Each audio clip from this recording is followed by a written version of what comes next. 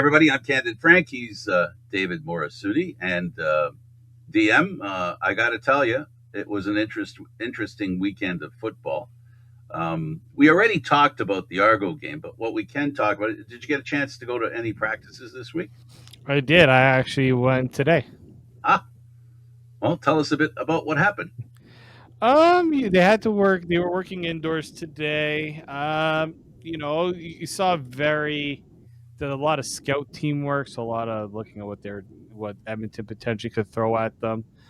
Um, yeah, they were. I mean, this is a team that relies heavily on being able to make the big plays, and they definitely want to make sure that they give Chad enough time to make those plays. It's going to be it's going to be a very interesting matchup, that's for sure. It looks like Mackay Polk didn't practice yesterday. He wasn't practicing today, so I don't know if He's a could be watch. an potential that he doesn't play, which that's their number two receiver. Not why I would say their number two receiver not in. So I think if he's not playing, it looks like Jake Herslow would get in, and that's what a lot of people were hoping for. We get to see Jake Herslow at some point. Yes, for the first time this year. He's been pretty much invisible, even on paper. Yeah, and like Common, who kind of was a big. He made a big push in training camp to take a spot.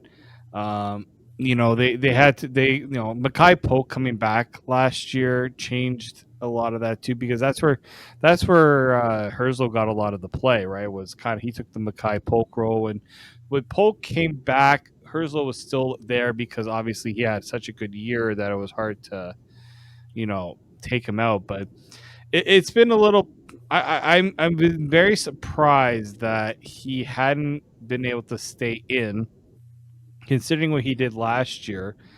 But I think they were trying to also make a point to say that they got guys right now that are playing, playing better. Right? It's a matter of they're taking advantage of players that they have that are, doing, I guess, what the coach wants. But I do think this is his opportunity, right? Show well, maybe he takes somebody else's spot in the lineup because Unger is still, they need a Canadian there. They need Kevin Mittal. They need those two Canadians there. So there's not as many open opportunities as there have been in the past.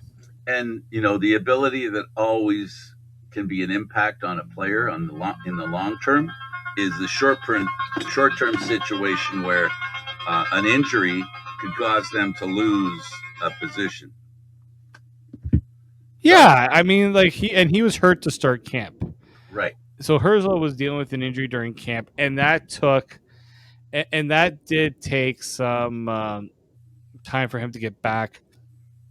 But it also meant that he was behind the eight ball, in comparison to other players, right? So he injury kind of that does happen where injuries do put a player in a position where they do lose their spot for no. Yeah, Out of situations out of their control. Yeah, well, out of their control in the sense that we know historically many a player has played injured, and football's notorious for players playing a little bit nicked, right? Because they don't want to go to the sideline, they don't want to not wear the uniform, they don't want to take a chance in losing their position because there's so many times so often that a player gets injured, somebody else steps in, and next man up mentality sometimes means the next man up, hey, this guy's pretty good, maybe we'll keep him for a little while, now you'll have to wait for your turn. And it pushes you back, not as a starter but as a standby, and no player wants to be a standby. So a lot of times, even with little injuries, they won't talk about the injuries that send me out there, send me out there. So it's tough. Players are waiting, are chomping at the bit, and the league itself, the Canadian Football League, and this organization, the Toronto Argonauts, and along with every other organization, the plethora of players there are available to the Canadian Football League. As much as, I'm not here to try and say, oh, well, those shining stars we talk about being great players, they're easily replaced. No, not easily, but they can be replaced. They can find players who are really good, and opportunity is all they're looking for. The opportunity to play is something all players want. And Mackay Polk, when he came last year, when he came back, in my opinion, he wasn't the same guy that left. He suffered a little bit of the same thing that BC quarterback suffered from the disappointment of not making the NFL. Because let's be clear, anybody who tells you that they don't prefer the dream of going to the NFL than playing in the Canadian Football League, they're just lying to you. And that doesn't make the Canadian Football League a secondary league. It makes them the Canadian Football League. That's just the way it is here. That players want to play in the NFL. Get over it. Yeah, and that's just kind of the story for every football player, right? It kind of just plays out that way. They want to be with the best, and you got to Yeah. you can't help but want to play for the best. No, absolutely. All right, so the Argos played. We'll talk about it again. We talked about it already, but we'll just a quick review of Calgary, and I just remembered. There's my microphone. I'll bring that in. Use the microphone. What do you think? Yeah, I think I'll bring that in. The Argos looked good, both good and bad. Kelly looked both good and bad. But the good about the Argos is, and every really good team has to figure out at the end of the game, ending up having more points than the other team. And that's what they did in this game. And they did it really on an important last possession. Yeah, I mean it's executing, right? They weren't executing in other games in those moments, so you have to, you know, find ways to do it, when things are not going your way, right? And so they did a good job of doing that. Now, you don't want to put yourself in the hole and in bad situations. They did do that, and I did talk to Mike Miller about that. And look, it's all about breaking down situations and learning from situations, right? Certain situations call for things. Plays doesn't necessarily go your way, and you have to kind of learn from it. And that's what the Argos are going to have to be doing, right? There's a lot that stayed the same, but there's a lot that a lot that changed. All right, like we do know that not everything stayed from what Ryan Dinwiddie was doing. We know there's always going to be some sort of changes, but I do think that they have better. They're learning from it in some sense. Whether they'll continue that, like I don't, they know they can't continue to play the way they did, and they'll have to change some of that. But I do think that they're at least. I can see where they're making those improvements at least. We do know that the main characteristic that this team shot for from the beginning, from the very first interview that the head coach made, and that was aggressive, be aggressive, be aggressive, be aggressive, be aggressive. And they are aggressive. And we've learned early in this season that sometimes that aggressiveness leaves them open to a bad situation from time to time. But it's like the quarterback. Now, I think he's rusty. So there's some of the mistakes he's making isn't about really aggressiveness. It's more about, getting into the rhythm of actually playing again. So what looks like terrible, I think, is rust. What we see, though, is his desire to win for Kelly is unlimited. There's no ceiling. He just loves to win. And he's come to the team with a bit of a different attitude where he's willing to say mea culpa, mea culpa, mea culpa. Mm-hmm. He's not been the guy who sits there and goes, makes remarks that are slightly throwing other people under the bus. He starts by throwing himself under the bus. And, Yeah. that's a good quality to have, and it endears you with your teammates. That doesn't mean he can't he can't after the game walk up to a player and say, "Hey, da da da, what are we supposed to do better?" and that kind of stuff. The adjustments that the Argos have made this year have been hit and miss, but they have made adjustments. And to your point, as far as this being a Ryan Dinwiddie team, it's not a Ryan Dinwiddie team. I don't even think last year's team that played for Ryan Dinwiddie was a Ryan Dinwiddie team. I think this is a team that had met its moment and needed a change. And it didn't matter what Ryan did. This team was going to be the way they were. And now you get a fresh start with a new coach. You get a new attitude. You get a new set of eyes watching how you play. And now you have a new set of eyes that you need to impress. So even the guys who had a job last year had to re-earn that job. And that's not a bad thing, David. That's not a bad situation for a team to be in when they have a head coach with the experience that Mike Miller has. No, for sure. You have to be willing and able to, go out and make changes. You know what? But Ryan Dinwiddie always told me that, a couple years ago, the playbook was very dumbed down. He's like, I had to go and simplify it because the offense was not able to execute the plays he wanted. Then, as the players got more comfortable, then you started adding to it, and the playbook changes. It's all about adapting.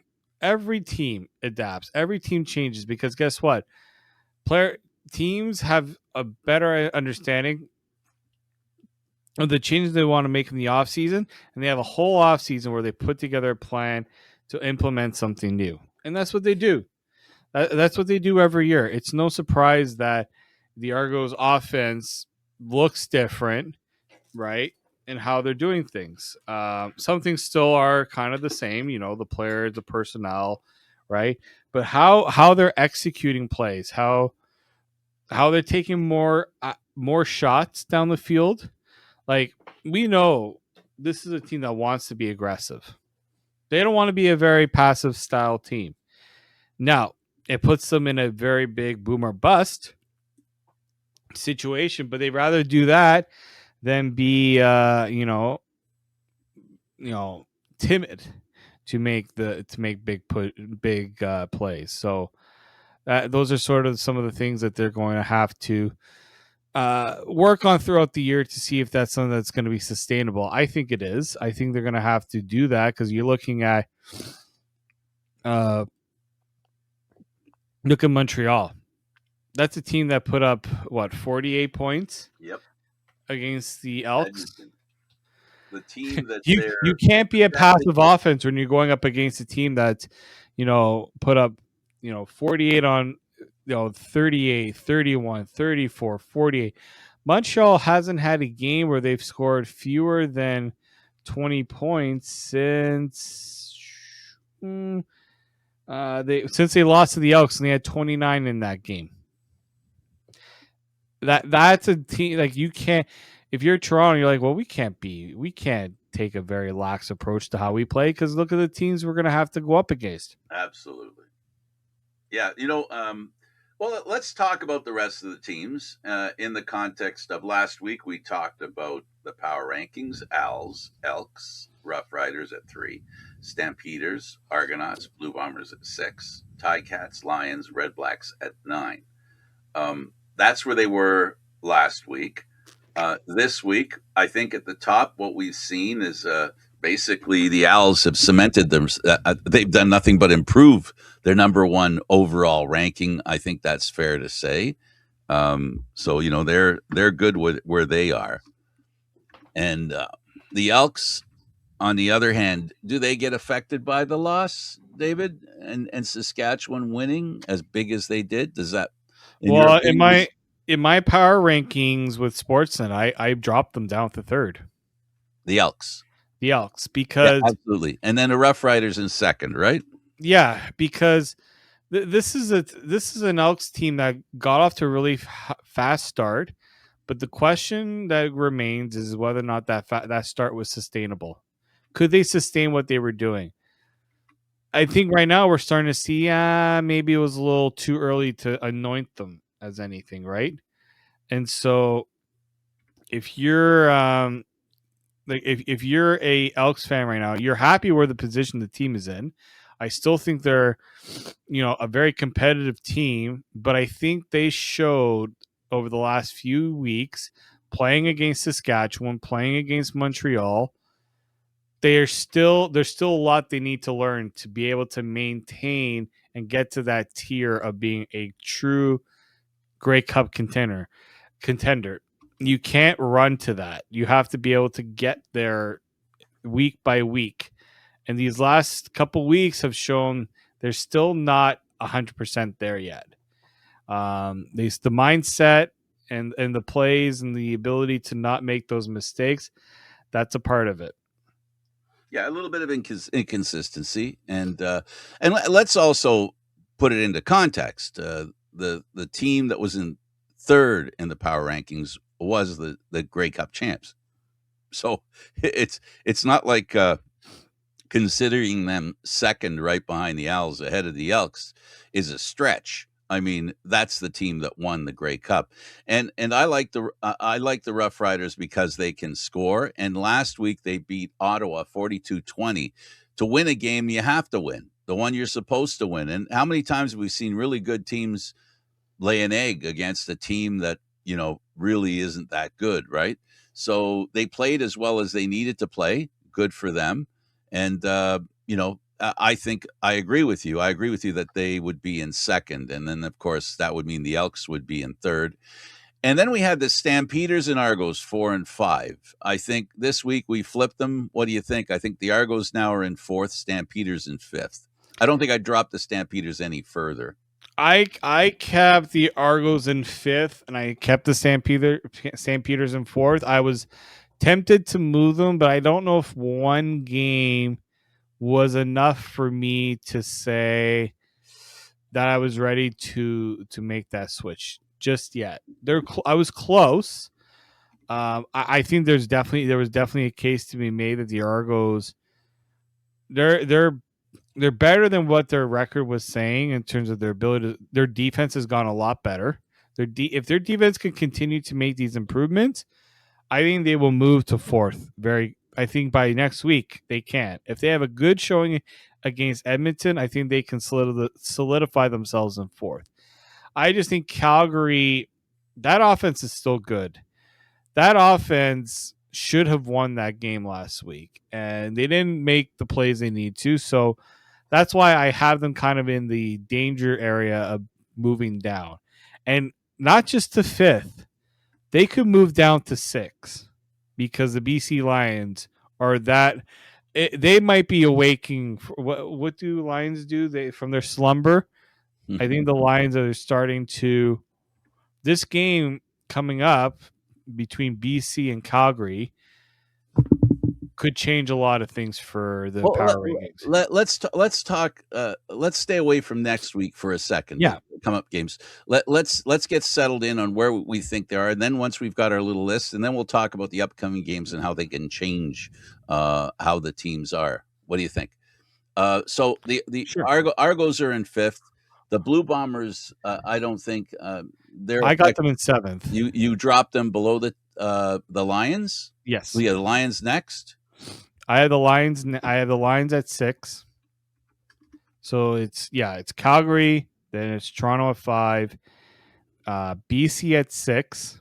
I think BC is again. I know their record says one thing, but I think the last couple of games have shown this team is getting back.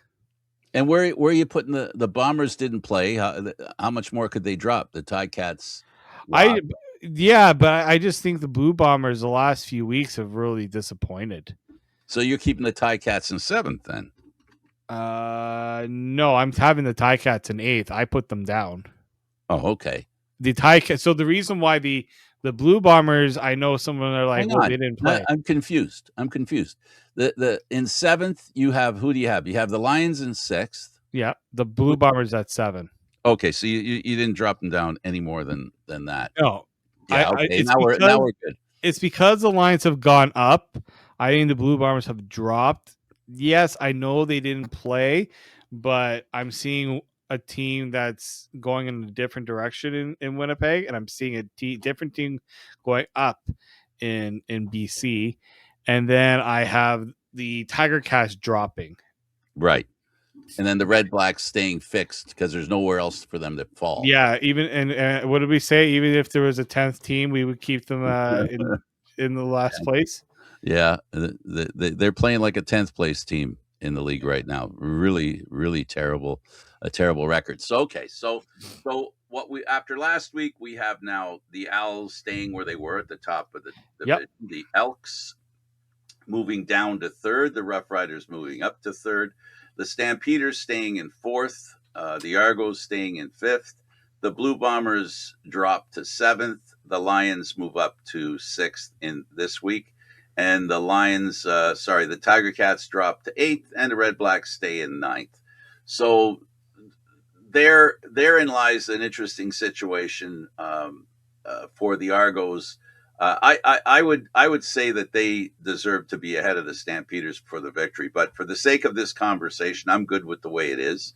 And then now what we're talking about is what this week. Well, Ottawa. We didn't talk about Ottawa's loss. They looked okay for like about 10 minutes, and then they fell back into their old habits of. Yeah. Um, They just haven't had consistency. It's been very disappointing because they have not shown that they have enough over the three phases to play a full game. They haven't had it.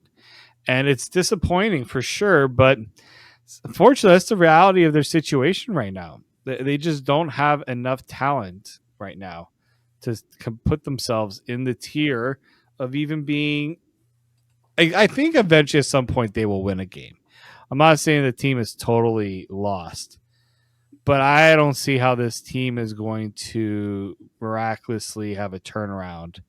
Like it's tough. It's tough to find a lot of positives with that team right now. Agreed, agreed. But I'll tell you, with Hamilton, there is a positive. Now, even though they dropped down in the rankings one position to eighth, where they did rise and where there is hope is they had a quarterback that came in Frost that looked pretty good. He looked like he understood the offense that Milanovic was preaching. He looked pretty good. Just wasn't good enough to win. But he had some possessions there, David. I was impressed with the rookie's play and being the third stringer. That's the other thing, right? Once again, Ford ends up being a little bit shown up by a guy below him, and Frost was I think he was a pleasant surprise for Hamilton. While the team lost ground as a team, I think they got some hope where maybe this guy can be a guy that can give them a 500 season and ensure that they get that third spot in the Eastern Division, which is threatened. Hamilton has to win some games here to keep the Western team out of the Eastern Division playoff game. So I don't know. I think they got a guy. I liked what he saw. What'd you think of Frost? Yeah, I mean, I think he gives them more of what they want. That Trey Ford clearly wasn't giving it to them. Scott Milanovic is a big. I think Scott Milanovic is a big fan. Um, the offense looked more like an offense that can compete. That's for sure. I mean, they were right in that game. It's pretty.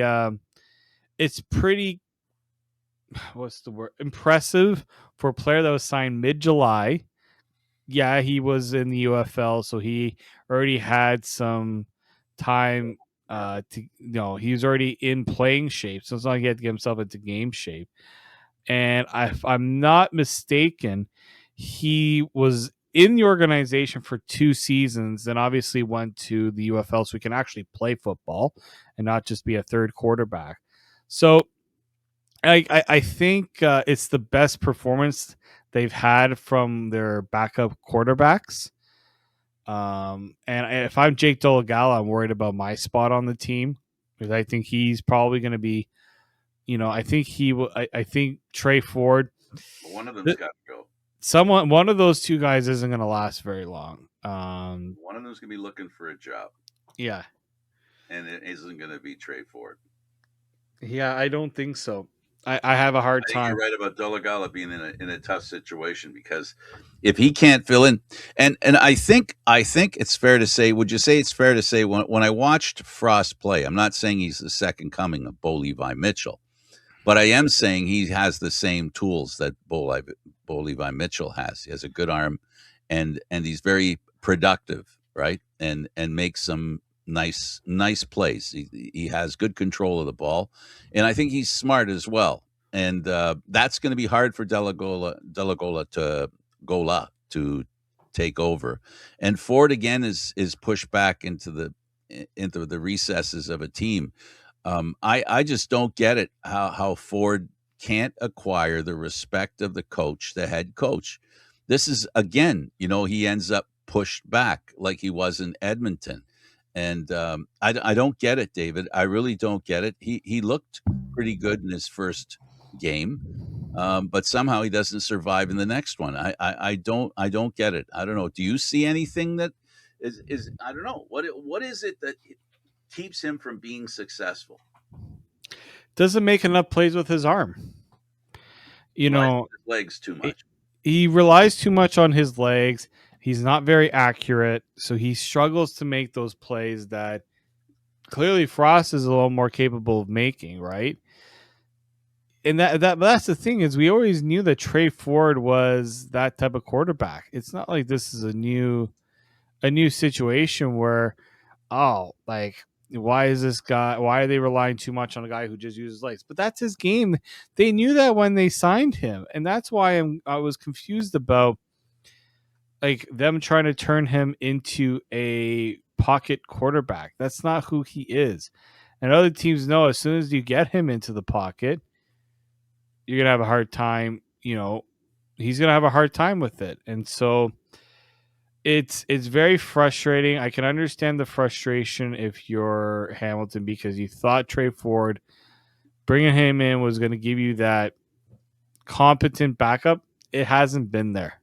And David, come on, we also know the fact that Milanovic is the quarterback whisperer. Everybody, even I, assumed that okay, finally maybe he's got a coach that can help him become Yeah. a really good quarterback. And my biggest problem with him is if he can't learn how to throw on the run, that's my biggest concern with him.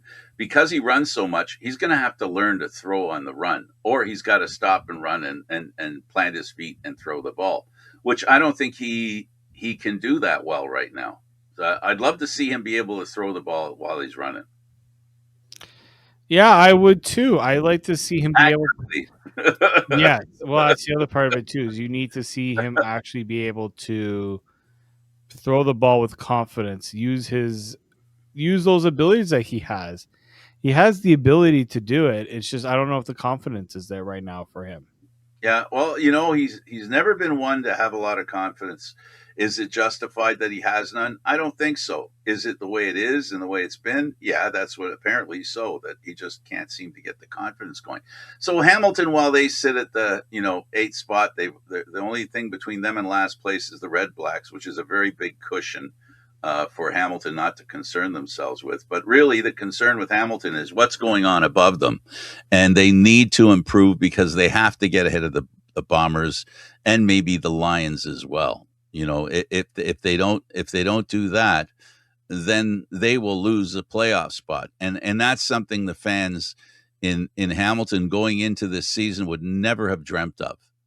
Any team with Bo Levi Mitchell on it is going to compete for a Grey Cup, and that team with a Bo Levi Mitchell on it can do that. But we still know we know that he's not healthy enough to come back. There's no schedule for him to coming back, Mm-hmm. and I believe that's because he won't be coming back this year. And the only hope Hamilton has is that he's healthy enough to play next year. So Hamilton's in a tough spot right now. The same tough spot every CFL team that has a quarterback go down. They have to find an alternative, and it's difficult. I only know of one team that had to lean on an alternative that's been successful, and that's the Argos. They won a Grey Cup with their backup quarterback. I doubt there's any backup quarterback today over the long run. I know there've been flashes, I'll grant you that, but there hasn't been a backup quarterback that's done as well as the Argo backup that won the Grey Cup and the MVP. He's the perfect example of a player that accepted that role because he struggled to be a starter, and so he made the decision. Okay, if I'm not able to cut it as a starter, I'm gonna look to keep myself in as a backup. And yeah, I mean, look, backups in the CFL.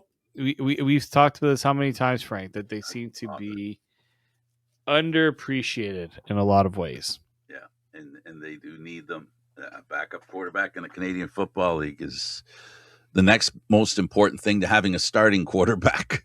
If you really want to have a conversation, that's what we're talking about. We're talking about if you don't have a quarterback that can take over from your starter, then you're totally dependent on the health of your quarterback, which is why the Canadian Football League, the biggest challenge they have is trying to figure out how to keep quarterbacks healthy. And other than putting a halo around them and not letting other teams touch the quarterbacks, I don't know what else you do. Blindside hits, all that stuff. Do you say you can't do that? I don't know. It's just the quarterback is so impactful, and because most of the quarterbacks are American, and all of them play American football. The Canadian game, as much as fans like to bitch and complain about the game's becoming too American, it hasn't become American enough where an American quarterback can come in and step in and play like it's American football. No, and that's the thing. No, no CFL team has found success really bringing in a guy right away and saying, "All right, this is your offense. Do what you want." Yeah, you go play like you did at Fresno State. Go play like you did at Clemson. They tried that. The Lions tried that with Bryce, and that didn't really work out for them. And they went with Salter, who I think had more traits this game similar to what Nathan Rourke had. Oh, they got Nathan Rourke back, so I don't even need to worry about that anymore. Not anymore. Absolutely. Absolutely. All right. So, coming up, we've got a couple of games of interest. And, of course, oh my goodness. Um, what am I doing here? Okay, there we go. Okay. BC is in Calgary. Now, we know that BC is a team that is on the knife's edge of the playoffs. And Calgary is the team that they would like to catch. Um, how do you like BC's chances after last week? They looked pretty good, David, and they came back with more defense, what they're known for, what they've been known for the past few years. As much as their star player is a quarterback, it's been their defense in my mind that has subtly helped make this team win. And they looked a little better last week. And against Calgary, they're going to have to go toe to toe with a really good defense and give their offense a chance to beat the Vernon Adams offense. Well, the way I see it here is BC has a real opportunity right now, despite their tough start to the season. They can put themselves in a bit of a driver's seat in the West, in my opinion, with this game because they Absolutely. got Calgary. That's a team they're chasing. Winnipeg, they're going up against the Red Blacks. That could be, I hate to say automatic win, but I sets himself up to be a potential automatic win. But BC's got a couple of tough games here. They're really going to show if they're the real deal. That defense that has, as you talked about, that's gotten them back into the fold here. It hasn't been their offense. Their offense has done enough, but it's been their defense in a lot of ways. So I like their defense. It's a very aggressive defense, but it's probably a better defense than Calgary. I know Calgary's got a lot of playmakers. Just the defense hasn't really worked really well there this year. It's also because the offense is just so explosive too that they hadn't really worried about the defense in Calgary. And Winnipeg, those are two teams that BC's chasing. But as we just talked about, finishing fourth in the West might be enough if Hamilton's not able to come up with wins. Yeah. So this is a crucial week for two teams, and that's BC and Hamilton. And I think this game for BC, they can leapfrog Calgary. And if I'm Calgary, you lose. Oh boy, this is going to be a tough. It's it's gonna be a tough week for them if they lose this one. And let's keep in mind, the crossover doesn't guarantee you a win. In fact, the crossover has been basically Death Valley for the Western Division. They have not Yep. had much luck coming to the East, so it's not a cakewalk because you make it to play in the Eastern playoffs. So it'll be very interesting. And you're right, BC right now at 3-5, Calgary at 4-5, Winnipeg at 4-4. So depending on how those three Western teams do, not only will they affect our next week power rankings, they'll affect the standings this week. And the standings, that's what this is all about. There's still plenty of time to win or lose a playoff spot, right? But one thing all three of these teams, Winnipeg, Calgary, and BC, have in common is they need to find a way to be consistent. All three of them have been really, really good, and all three of them have been bad enough to lose without an opportunity to win. So it's important that these three teams establish themselves, because full well it's going to be Edmonton and Saskatchewan at the end deciding who's first and who's second, because I don't see any of these other three in the Western Conference competing for first or second.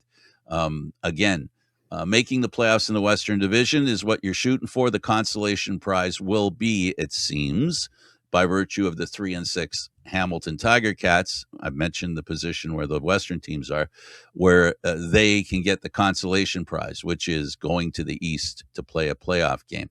Now, that's not a kick in the behind. That's an opportunity. That's not a bad thing. It's just something that, playing in the East, in the Eastern final Eastern playoffs has been a tough road for Western teams. Yeah, no, and I do think that if you are a West team right now, you don't want the crossover. You want one of the top three spots. But if you're Winnipeg, Calgary, and BC, you're gonna have to do a lot to get yourself into that Edmonton, Saskatchewan range. And I don't think they're there. You're totally right. I think that's a 2-team race for first. I think maybe one of these teams goes on a roll, but that's asking a lot considering how their seasons have gone. Like you look at Winnipeg, Calgary, they've been the worst teams at home. When does that ever happen? That Winnipeg is not a good home team. Yeah, they've had a bad start to their home games. It's been a real interesting situation. By the way, I don't know if just a side note, I don't know if you realized Toronto's home record is 1-0. Didn't they have home games in Hamilton, Saskatchewan, and Winnipeg to start the year? So They what? did. I just kind of found that funny. But yeah, if I'm BC, if I'm Calgary, if I'm Winnipeg, you don't want the crossover. BC is probably the only team that maybe wants the crossover because they feel like they could probably compete with a Toronto or Hamilton, depending on which one finishes second.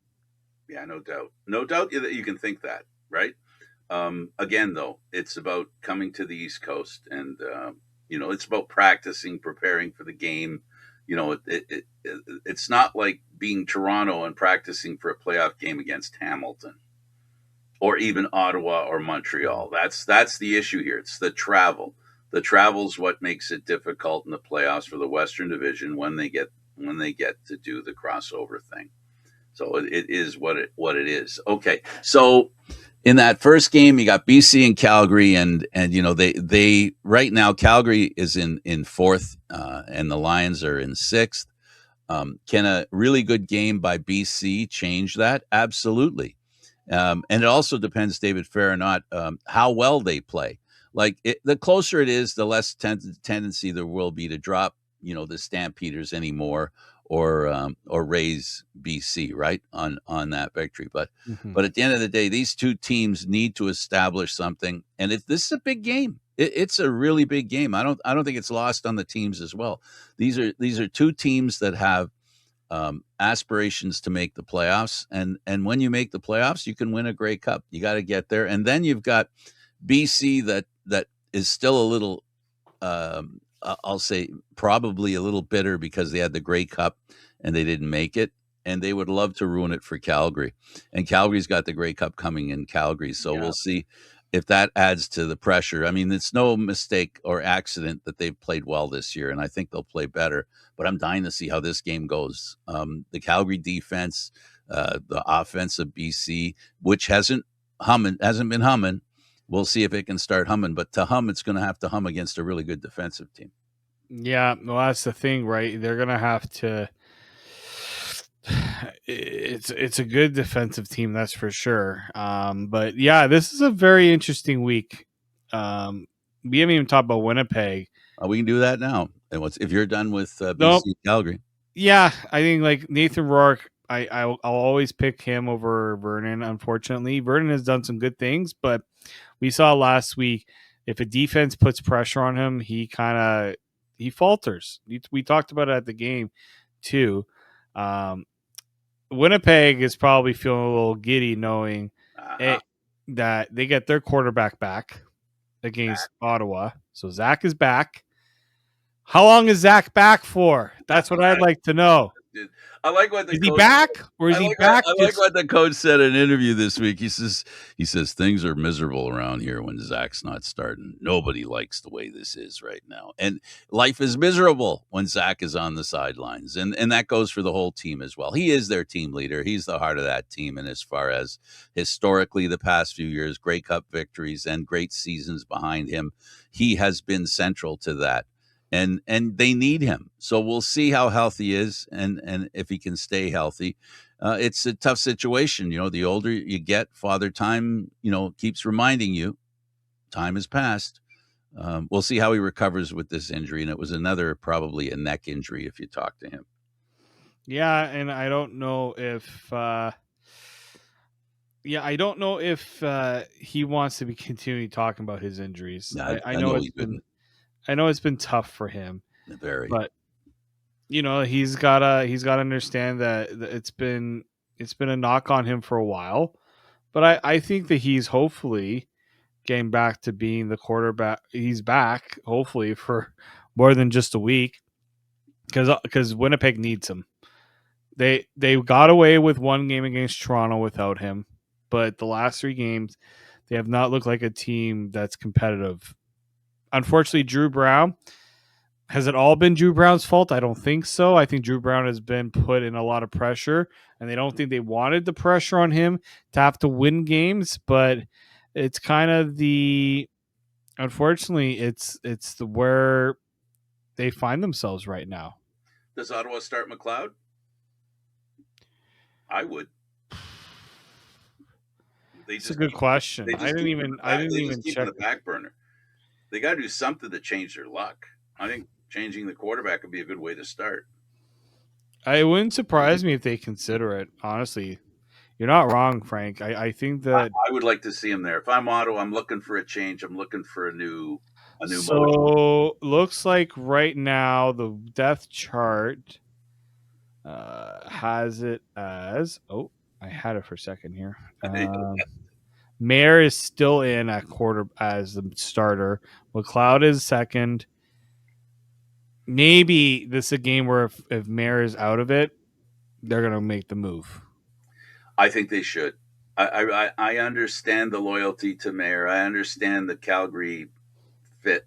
I understand that. But McLeod has won some football games. He's the reason the Argos made it to the Grey Cup so that Kelly could be the hero in the last 5-10 minutes of the game. Be true. Right. True. So, I mean, I'd give him a chance. But that's just me. I guess I'm not as patient as some coaches. I Yeah, really, Frank, you're too Italian for your own good one. you don't play good. You sit down. We bring the other guy. He come play.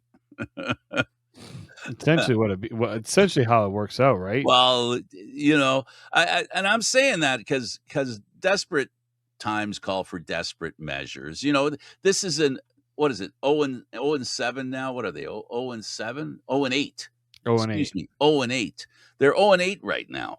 I mean, another game. If they lose again, that'll be half a season down the drain without a victory.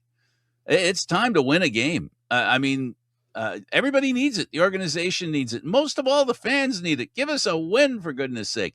And you know what? I think Ottawa could beat Winnipeg this week. I'm not calling them to win, but I am saying they've got a shot here. If they can take advantage of a rusty Zach Collaros, and then maybe even a little of overconfidence on Winnipeg's part because their starting quarterback is coming back. I know I'm talking emotional stuff here, but football has an emotional context, and in some ways, and Ottawa needs a victory, and they got to play like they need the victory, and they've got to play every play like it's the last play of the season. And most of all, I'm talking to the players now, and I'm sure the fans agree with me. Play well or find someplace else to play, because at the end of the day, something's got to change. 0-8 doesn't mean things. The status quo does not work with 0-8, and 0-9. Definitely status quo. Nope, doesn't work for me, and it won't work for the fans. Well, I think they already made a case with Geno Lewis, right? Yes, They already made that move. I think they sent that they message. sent that message. Yeah, that memo went out. You're right about that. I do think, yeah, I don't think you're wrong, Frank. I do think more changes definitely need to come. They got to do something. They get the same doesn't work. The definition of insanity. Toronto at Edmonton. We touched on this game. I like Toronto in this game for one very important reason, and that is their defense is finally starting to play like you and I both thought they could. This is probably the last couple of games have been the best games for the defense, where they've been consistent, or at least more consistent, and been able to play them while they play aggressive. They're still a little bit. They play a little bit on the conservative side. I appreciate the aggressiveness that the defense plays, but I'm not for overplaying your hand. And this team, as aggressive as they've been, and as important as that is to the head coach, they can't overplay. And I think the last game proved that they understand that they can't overplay. And what did you see? The opposition overplayed, and that's why they won. So, there's proof in that last game that Toronto played with Calgary that overplay the ball when you're on defense or on offense, you could have a problem. So I think they're starting to find the sweet spot defensively between aggressiveness and being conservative and ensuring that defense is the primary goal, not offense while you're defending. Yeah, I'm like, Toronto has the playmakers too, but so does Edmonton. Toronto knows that. That's a team that's going to give them their defense. This is the biggest test the defense is going to have since they played Montreal. That didn't go well. But that defense has changed since they last played against a team like Montreal. This defense has gotten better, and it's gonna Edmonton too. Like that's a good Like it's gonna be a good matchup. That's the game of the week for me. There's two teams that want to prove something. And what they learned with Vernon Adams is that they can't let him loose. They've got to stay on him, and the same has to be true with Fajardo. They've got to contain him. They've got to make sure that he's, rushed, and when he's out of the pocket, he's running for his life. That's what the Argos have to do, and they've done a bit more of that now. That's the thing that I think the pass rush hasn't been better. Lemon has been an incredibly good, the old guy just keeps trucking. You just plug and he plays. And that the pass rush with Fajardo, they need that for sure with Fajardo, because they've got a ton of receivers. They got passes they can make, and they got players they can send the ball to. So the Argos are going to have to, for them to do that. And on the other hand, Edmonton has to give Fajardo time, and also they have to make the big plays. But I think a lot of the plays that they're going to make, if they're going to beat Toronto, are going to be 10, 15-yard passes, not 40-yard ones, the 10, 15. If Argos give them too many of those, Edmonton's killer with that. They've got enough guys that can, and then there's Rankin. Yeah, but he hasn't been the Rankin that we've been expecting. But he's been kept silent for sure. Mm-hmm.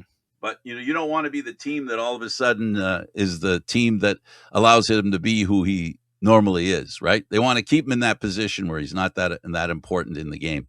For sure. And they've been good at stopping the run. So it's not like Rankin has an advantage over the Argos. The Argos have done well in the pass rush. They've done well against the run. and their defense has been a little more consistent and less sacrificial of stopping big plays because they want to get the interception and or change of possession. So Mm-hmm. it'll be an interesting game. Now, Saskatchewan and Hamilton, David, we saw what happened. It's going to be a repeat of what happened last time. I just don't see. I just don't see Saskatchewan allowing Hamilton to do what Hamilton needs to do to win. I just don't see them allowing that to happen. Hamilton's in tough here. Yeah. If there's a Saskatchewan team that you don't want to face right now, it's this one because they've found their stride right now. This is not Hamilton. This is not the type of team you want to try to go and rebound against. But if Hamilton finds a way to win this game, it will send a message. But And if they do it with their young quarterback, it'll give him a message, and we'll see how long he can ride that success.